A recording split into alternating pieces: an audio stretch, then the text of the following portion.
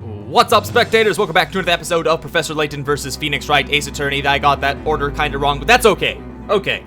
Last time, we decided that we wanted to question Grey Earl, who also revealed that she was in fact a woman, which we called because we're super smart. And let's see. Now, instead, we're questioning her on the last trial. The one that happened 3 months ago with the Duke. Great Archduke? Great Earl? I don't remember. Let's see, here you are now letting a novice defender lead you by the nose. It is hard to believe you have been known as the unwavering sword of justice for your usually cool-headed judgment. Oh, he's mad. You know little about me, witness. Do you think I care about defending my name? It is this town that I wish to defend. Sir Belduke's murder is the only case to have remained unsolved for so long. Jean Grey Earl, you shall now testify about it. Ooh. Just Layton in that permanent finger pose. Oh, it's great.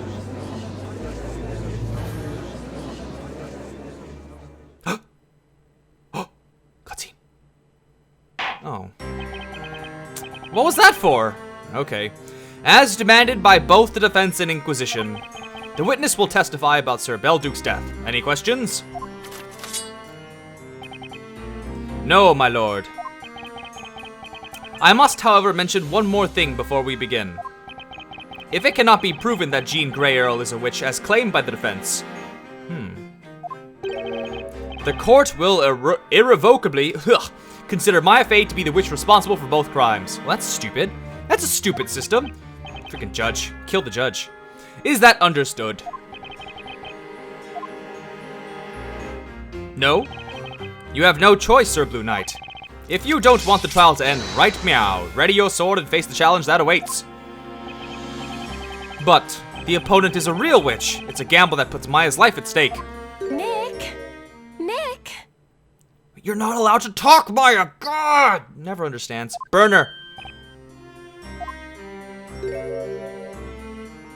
No witch is gonna outwit you in court. You're an ace attorney after all. Do you get it? It's the name of the game. So, let's do it. Oh my god, they're gonna burn you if you won't shut up. They're gonna burn you. The defense accepts the conditions. Let's proceed with the trial. Inquisitor Barnum, you may begin. Damn, a trial within a trial. Trialception. When is that eventually going to be not an understandable pop reference? The Inception. I don't know. I'm kidding. Inception came out years... Okay, what am I talking about? Okay. We shall start with the brief summary of the incident. About 3 months ago, in the dead of night, Sir Belduke the Alchemist was murdered. The crime took place in his study, just as with this incident, the room had been locked from the inside. The victim was found still seated in the chair at his desk, so we can assume he was attacked while working. Oh my god, this is gonna be so obvious, I think. The hands came through the wall and then strangled him. Do you get it? And we're gonna prove it with the fingerprint positions, so... Alright. There were very clear strangulation marks visible on his neck. Oh. There's something trickling down from his mouth. Is that blood? Yes, most likely. The victim probably bit his tongue as he was struggling with his assailant. And you said earlier that some white powder was spilled over the floor, correct? Yes, hence we expected to find the killer's footprints. However, there were none. The killer must have somehow approached the victim without stepping on the floor.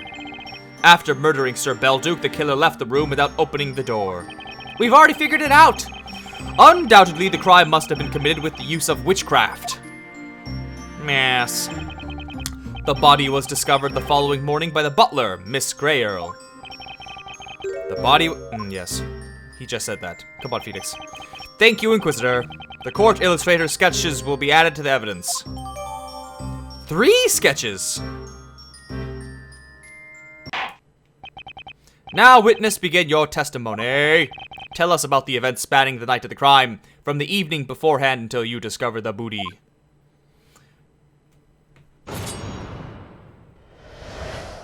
Oh, one witness. Only one witness. At around 1 o'clock at night, I excused myself and left Master Belduke in his study. 1 o'clock at night. Okay. When I called him for breakfast in the morning, he did not respond. The door to his study was locked. See, if we had Apollo, that's the time when you go, "Ah, you're all these tells. Let me summon Satan and reveal yours."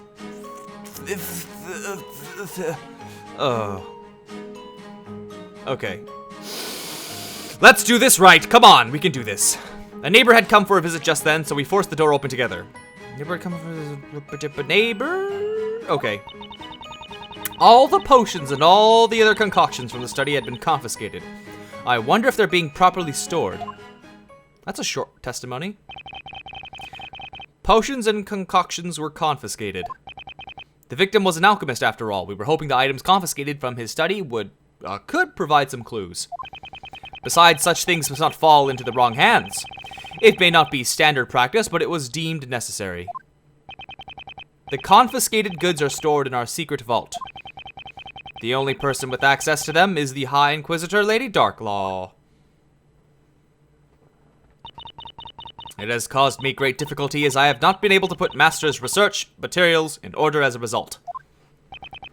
The confiscated items shall be returned as soon as Sir Belduke's murder is resolved. I shall be looking forward to that.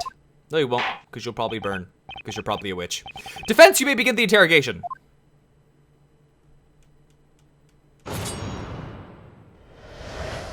All right. At around 1 o'clock. Excuse myself. All right. Hold it! So you last saw him alive at 1 a.m., is that correct? Yes. Master had a habit of conducting his experiments at night, so it was the usual time for me to finish my work. Weren't you helping him with those experiments? He would sometimes have some errands for me, but alchemists generally keep their experiments a secret. That's why I would always excuse myself at that time, unless Master had some other task for me. And that night there was no more work for you? That's correct. I wished Master a good night as I shut the door behind me and then heard him lock the key. There was nothing unusual about him, at least nothing I noticed. Even when you strangled him to death? Very strange. When I called him for breakfast in the morning, he did not respond. Hold it! And what time was that? Master would always take his breakfast at 9 a.m., so it was around that time. So you didn't have the key to Sir Belduke's study, is that correct? Yes. There is only one key to that room, and Master always kept it with him. Master's research was a very delicate matter, you see. We had to take strict measures to prevent outsiders from entering that room. Occasionally, delinquents would try to make off with one or other of Master's medicaments. Thieves stealing from an alchemist. I can't tell if that's incredibly brave or incredibly stupid. Probably the latter. That's why the door to that room is made from thick oak wood. I wouldn't have been able to force the door open on my own. Who is this neighbor? Mysterious neighbor intruding. She couldn't have entered the room before that, then. A neighbor had come for a visit just then, so we forced the door open together. You mean broke the door? The only key to that room was in Sir Belduke's pocket. The only way to enter the study was to break the door open. And you managed that with the help of a neighbor who came to visit. Yes, it wasn't a social visit, mind. He came as a patient. Can you tell me more about him? Objection! The victim's neighbor is irrelevant. He has nothing to do with this case. Well, how do I know that, huh? I think you're pushing it this time. A witness is hardly irrelevant. What's got him so shaken? He looks as if he just had a rush of blood to his head. Ah, the witness is someone important to him. Maybe a lover, or family member, or little sister, knowing because it's a Japanese game, they do love that. Master Belduke had been having very medicines, among other things. We would get people coming from the town at all hours of the day or night asking for them. And yet, in return for all the help Master offered, people would gossip about him dabbling in witchcraft. So you broke the door together with the neighbor. Jeez. When I explained the situation to him, he brought over an axe. Maybe it's him. I was clearly wrong about it could be, Barnum. Then he proceeded to attack the door with great force, smashing it into splinters. I see. By the way, about that neighbor. Who? Hold it! Oh my god, is that you, Amir? Oh no. It's time for Emir's grand entrance. Did you miss me, guys? Burn him! Kill him! No, why is he everyone's neighbor? Why is he everywhere at all times? Order! Could it be that it was you who... Where are you looking, old man? I'm right here. And as for who I am, I'm the alchemist's neighbor and a witness in that case too. No! No! Why are you still here? I'm not even gonna read what you're saying. Objection! It's you again. You're the guy from earlier, right? Yep, that's me. Amir's the name. How have you been, Bluey? We were just talking 2 minutes ago. Stop. Are you really the alchemist, neighbor? I know, right? Freaky coincidence, eh? But yeah, his house is next to mine. Blah, blah, blah, blah, blah, blah, blah, blah, blah. Gulp backwards is plug. Plug, plug, plug, plug, plug, plug. Ridiculed earlier. Amir returns. Drinking like a king. He never ever learns. Oh, that's annoying. Oh my god. Someone strangle him. That's why I tried to stop you from asking about the neighbor. Oh, Barnum, you are so right. I am so sorry. I doubted you. Oh, Barnum! This is when they slow motion run into each other's arms and cry and weep. Because this is when they became best friends. Why so cold, Inquisitor Barnum? Ugh! Shut up! God. That's me, Private Bard Bertley, and right musical genius. If he plays something, I'm gonna skip what he's saying every time. Hold on, hold on. Oh, that's Cracker talking.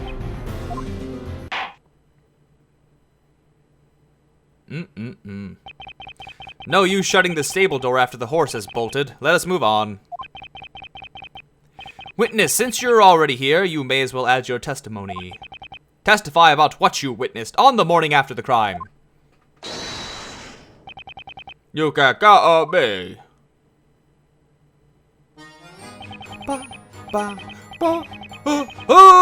It dawned on me then, the witch cast Familia, just like in this case. I can press it already. Hold it!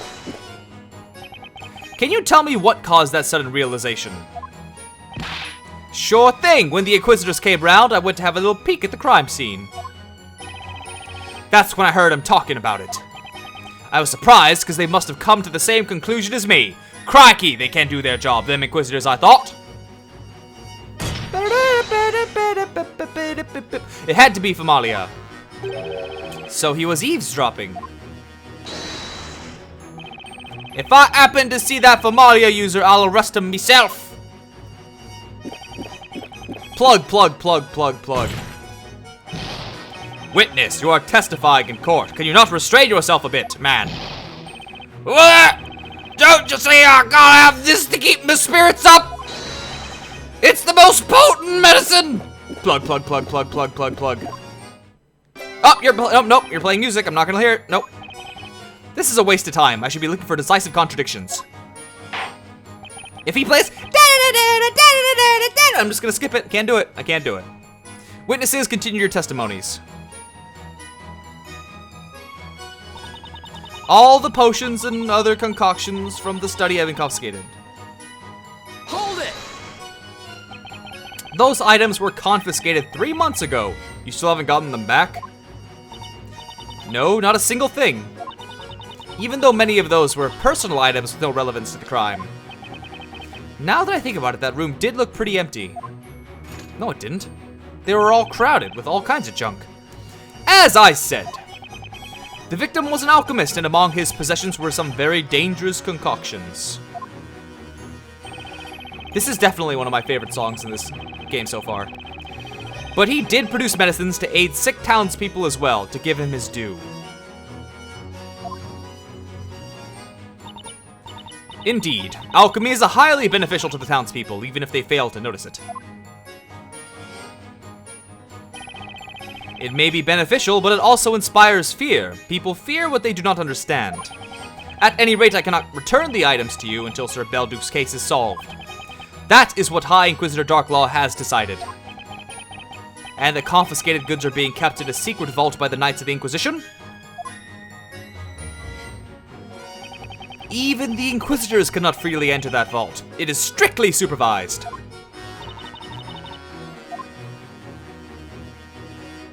A lot of emphasis on these things in the vault. I really didn't expect him to appear, but maybe I should be used to it by now. Excuse me, Mr. Wright. Sorry to interrupt your train of thought. Oh, that's okay. What is it? I'm wondering if it's just me, but I've been thinking about Mr. Amir's testimony. I think what he said is a little strange, isn't it? How can I put it? It's pretty obviously contradictory. He was so keen to testify! Maybe we should give him some attention and point those contradictions out! What a good idea, Luke. Good boy.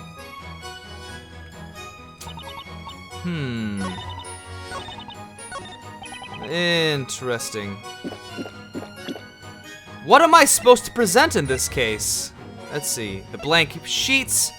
Maybe something with this involved? Oh, there's so many things I can present. Okay, I haven't actually looked at some of these scenes. Let's see, there's the powder. Is there anything else I should be looking for, though? Is there like a belt on? I don't know what that is. There's a wine bottle. There's the strangulation marks. There's the blood. This doesn't help too much either. Something I should present against this statement. Is the fact that it's a forgery in here somewhere? Oh, yes, it is. Yes, it is. Oh, this is easy. Okay. Objection! Because it's a fake, so it's not like this case, because there is no... There's something you don't seem to understand here, Mr. Amir. The Familia gem in this witch's scepter is a fake. This gem is useless. Just like this buffoon's testimony. Huh? Therefore, your testimony doesn't hold water. Just like anything else he says. Psh. What? Ignored and scorned. Without credibility, will majestic Amir now show humility? Now, you may be wondering why I actually said that for him, because it wasn't that high-pitched. It was the... Well, it was still annoying, but not as bad.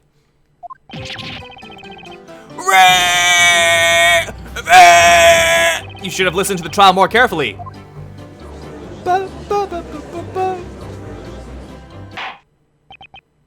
Now that has been dealt with, Inquisitor Bottom.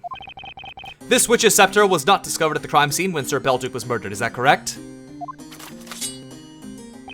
Indeed. We deduced that Familia must have been used. However... Objection!